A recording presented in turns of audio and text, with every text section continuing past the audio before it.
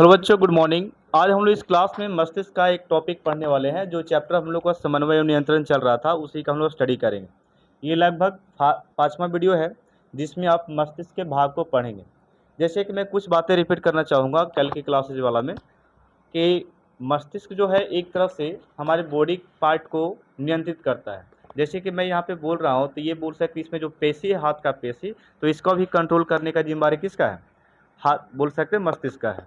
तो इसको मस्तिष्क का डिफिनेशन बोलने से पहले मैं ये बता दूं, इसमें कुछ इंपॉर्टेंट है। जैसे कि इसको बोला गया, ये जो एक तरह से कोमल अंग इसको बताता है, क्योंकि यहाँ पे चोट लगने से इसकी कोशिका कभी जुड़ती नहीं है।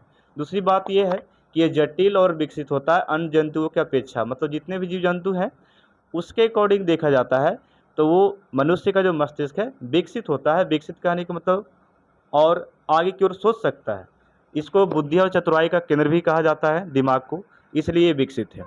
अब यहाँ पे जरा देखो एक बात और, कि इसमें मैंने एक और भाग बताया था कि खोपड़ी वाला जो भाग होता है, जो हार्ड वाला पोर्शन होता है ना, उसको एक तरह से नाम देते हैं क्रेनियम। कच्चे बोलते हैं क्रेनियम।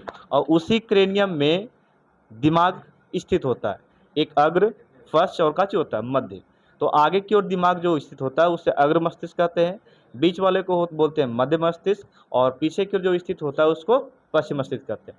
अब यहाँ पे देखो, ये जो भाग मैं पढ़ा रहा हूँ यहाँ पे आज, डाइएनसेफेलॉन, ये भाग जो है, ये भाग है आपका अग्र मस्तिष्क का सेकंड हो गया।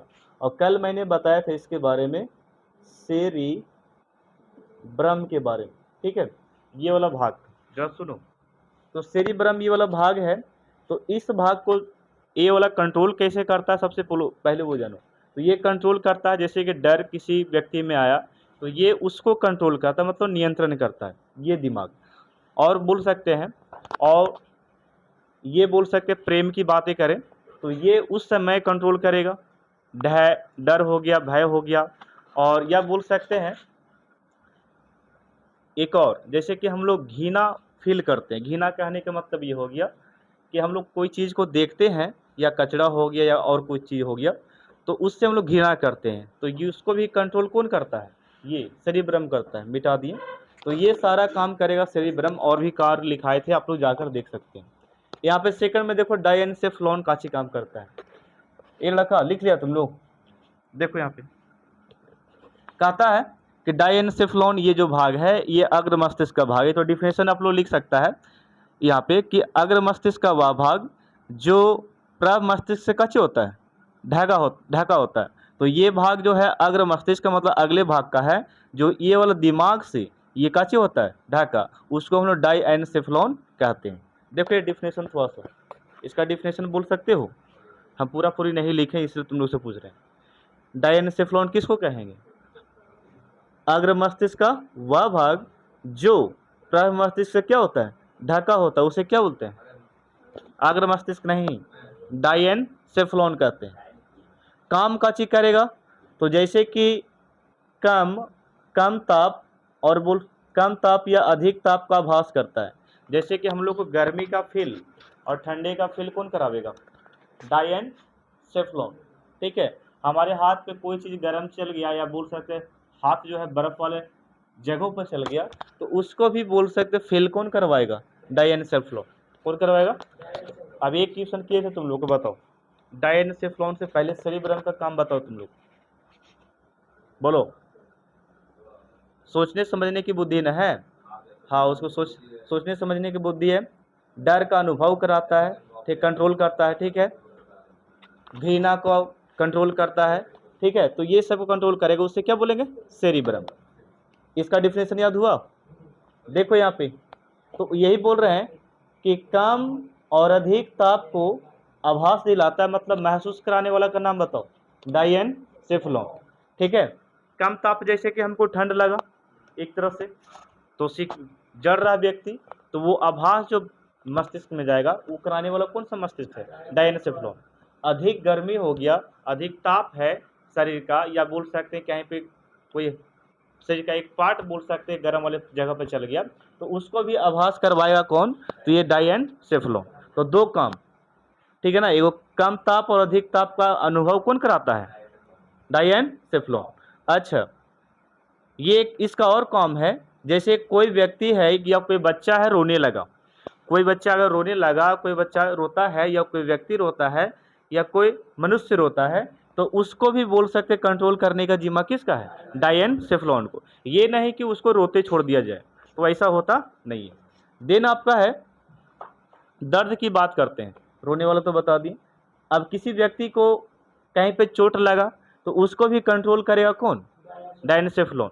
अगर कोई बच्चा दौड़ रहा है, अचानक उसके पैर में हाथ में कहीं पे चोट आ गया और वो रोने लगा, अब बताओ दर्द हुआ, दर्द से कैसे किया, रोने लगा, तो ये दोनों बात को एक साथ कंट्रोल करने वाला कौन है, डायनसेफलॉन। ठीक है, तो ये बहुत अच्छा दिमाग है जो काम अलग अलग तरीकों से कर रहा है। मतलब दर्द को और रोने को, क्रिया को नियंत्रित कौन करता है। अगर कोई व्यक्ति को दर्द दिया और वो अचानक 1 घंटा तक रात भर रोते रहे, तो ऐसा नहीं। ठीक है, तो पता चला कि ये लगा मर गया है का, डायनसेफलॉन।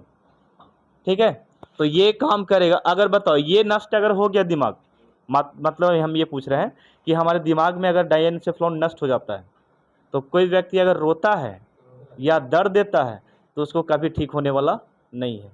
काहे के कंट्रोल करे वाला सिस्टम का हो गया, खत्म हो गया। तो आप लोग, ये बहुत अच्छा टॉपिक है कि कंट्रोल अगर नहीं होगा तो उस व्यक्ति का जीना एक तरह से खराब है, मुश्किल है, समझ लो। आगे देखो यहाँ पे लिखता है मध्य मस्तिष्क। डिफिनेशन का लिखे हैं कि मस्तिष्क का वह भाग जो बीच में स्थित होता है उसे क्या बोलते हैं, मध्य मस्तिष्क। काची बोलते हैं, मध्य मस्तिष्क। डिफिनेशन देखो कि जो बीच वाला भाग रहेगा उसे हम लोग काची नाम देंगे, मध्य मस्तिष्क कहेंगे। और ये काची करता है, ये शरीर के संतुलन को और आँख की पेशियों को नियंत्रण करता है।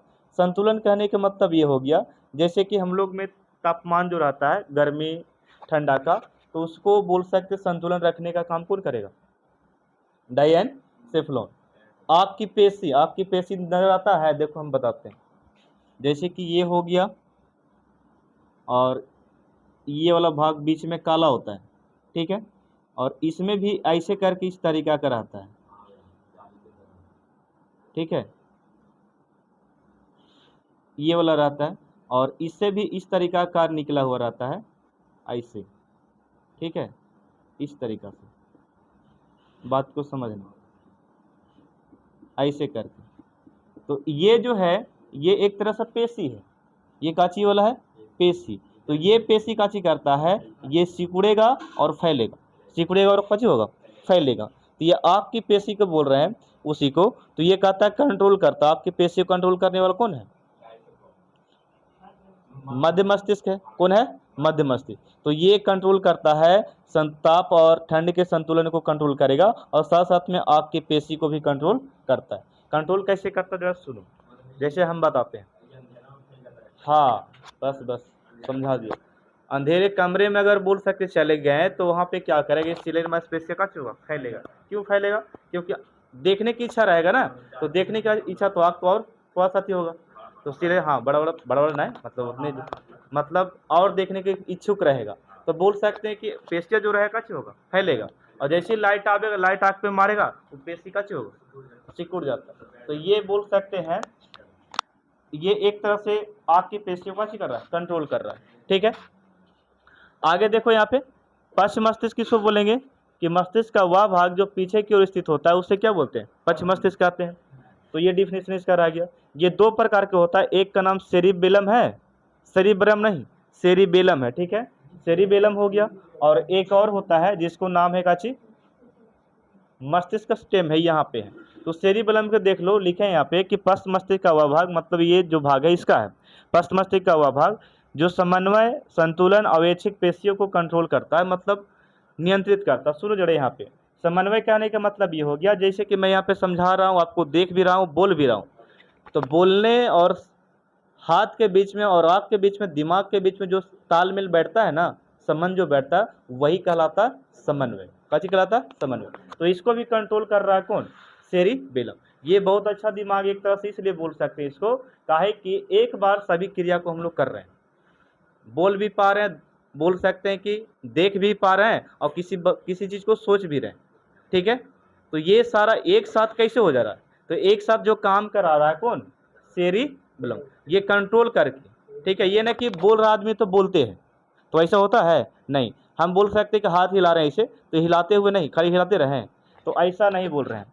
तो सेरिबेलम की बात बोल रहे हैं, तो ये का चीज करता है, ये समन्वय का काम करता है, ठीक है। संतुलन वही बोल रहे हैं ताप और ठंड की, तो ये संतुलन बनाए रखता है कौन? सेरिबेलम।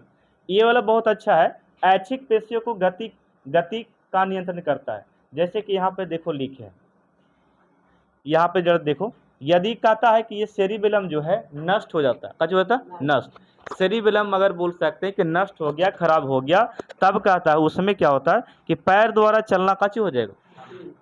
तो ये अगर पैर में बोल सकते हैं कि ये पेशी है, ऐच्छिक पेशी है, वो अगर बोल सकते हैं कि इसका नहीं चलने का रीजन कौन है? सेरिबेलम।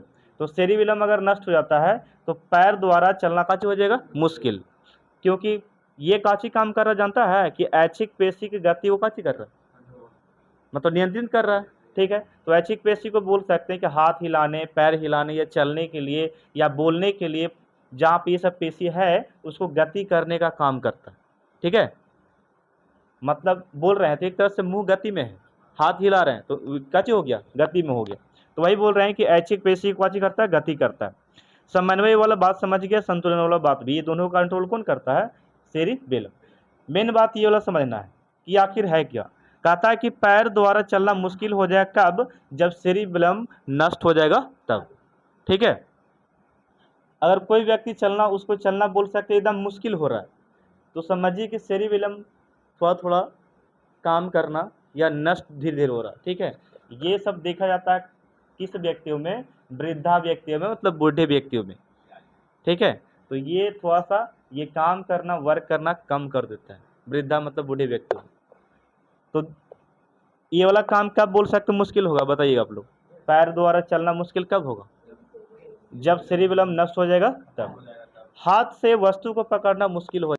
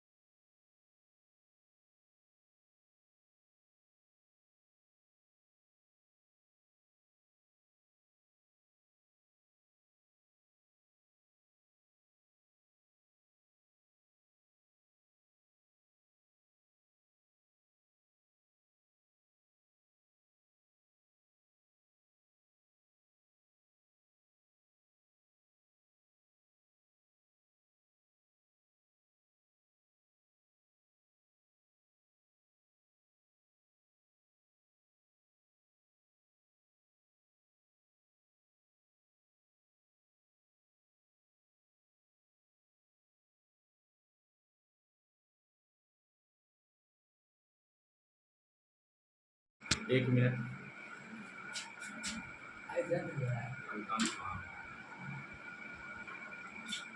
मैं तो नहीं थी 4 दिन का। देखो यहाँ पे ये लास्ट दिमाग किसका भाग है? तो ये दिमाग है किसका? मस्तिष्क स्टेम का। ये लिखता है सबसे पहले किसकी रचना के बारे में बात करते हैं। तो रचना इसका दिया का चीज